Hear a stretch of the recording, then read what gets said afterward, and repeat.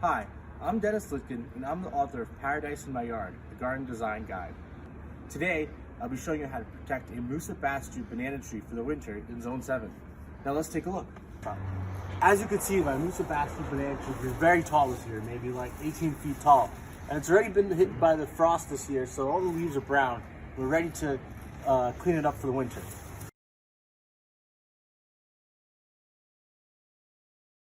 So what we want to do is we want to cut down the trunks and also cover them with some sort of mulch. Now, if you live in Zone 5 or someplace very cold, you might want to cover it with a few feet of mulch. Now, what do I mean when I say mulch? It could be compost, could be soil, could be wood chips, could be leaves. And if you live in a very cold climate, it'll also be probably a good idea to cover the leaves with a tarp or plastic.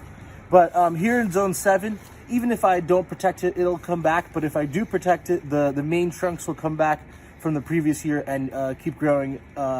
So that's my goal this time. So first, we're going to cut it down. So regular old wood saw it makes it very easy to cut down the bananas because they're very soft from the border. And how high should you cut it? Depends on how high you pile the mulch. If you pile 3 feet of mulch, you can cut it down to like 1 foot or 2 foot off the ground. I'm going to cut it about maybe 8 inches off the ground. And the trunks come down very easily.